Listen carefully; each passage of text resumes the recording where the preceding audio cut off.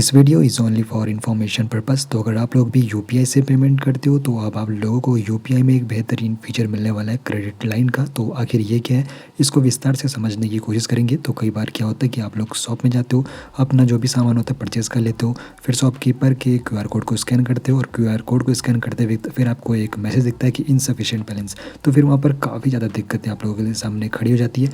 तो यहाँ पर यूपीआई का जो यहाँ पर नया फीचर आपको मिलने वाली है क्रेडिट लाइन, ये वाला जो फीचर है, तो आप लोगों को ऑफिशियल वेबसाइट मैंने आपको डिस्क्रिप्शन बॉक्स में प्रोवाइड करा दी है, जहाँ पर आप लोग इस फीचर का फ़ायदा उठा पाओगे। ये किस प्रकार काम करेगी इसको यहाँ पर समझने की कोशिश करते हैं। अब यहाँ पर यूपीआई की जो यहाँ पर ये सर्विस है, तो कई बैंक यहाँ पर ऑफ़र करते हैं, जहाँ पर एक तरह से आप लोगों को उधार दिया जाता है बैंकों की तरफ से।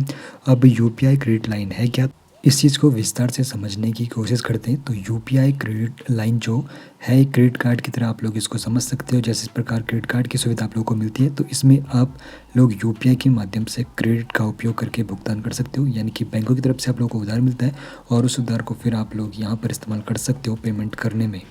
यूपीआई क्रेडिट लाइन सर्विस का फ़ायदा आप लोग ऑनलाइन ले सकते हो। तो बैंकों की तरफ से जो पहले फिजिकल क्रेडिट कार्ड मिलते थे, तो उससे बिल्कुल ही अलग रहने वाला है, जहाँ पर ऑफिशियल वेबसाइट मैंने आपको डिस्क्रिप्शन बॉक्स में प्रोवाइड करा दी है, जहाँ पर आप लोग फ़ायदा उठा सकते हो।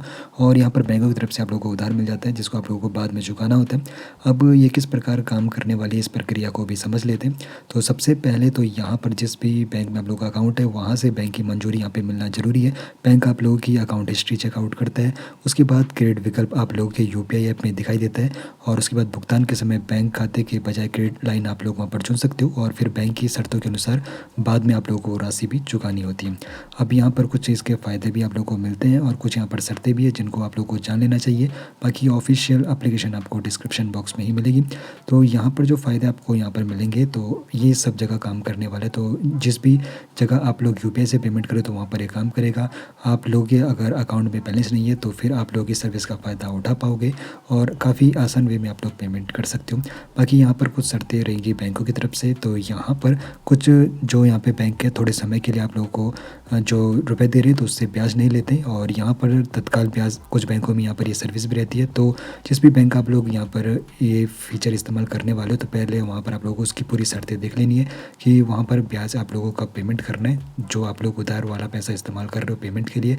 बाकी अब यहाँ पर डिजिटल वे में उधार का क्या भविष्य रहने वाला है, आपके इस बारे में क्या राय है? क्योंकि अब यहाँ पर जिस वे में अब पहले क्रेडिट यहाँ पे कार्ड इस्तेमाल होता था, लेकिन अब यूपीआई क्रेडिट लाइन का इस्तेमाल होना शुरू हो जाएगा, और ये फ़ीचर काफ़ी काम आने वाला है।